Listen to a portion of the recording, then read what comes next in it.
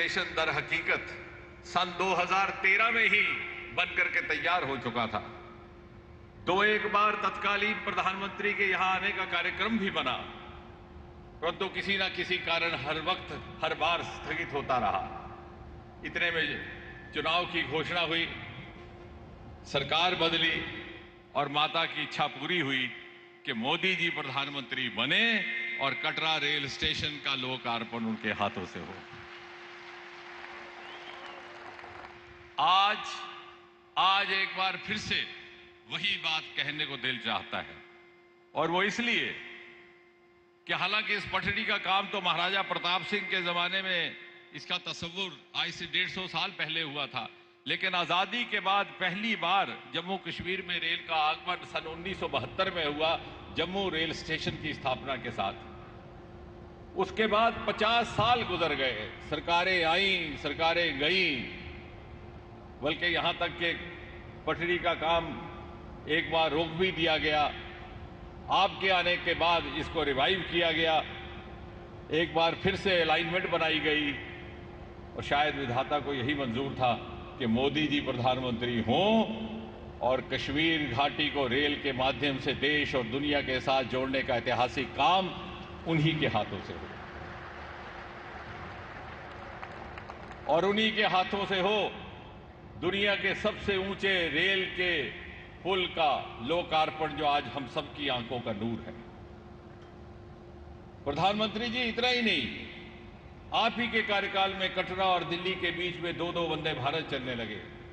आप ही के कार्यकाल में एक्सप्रेस रोड कॉरिडोर को मंजूरी मिली, और आप ही के कार्यकाल में अब आने वाले समय में उधमपुर के हवाई अड्डे से सिविलियन फ्लाइट्स की भी सुविधा उपलब्ध करवाई जाने वाली है।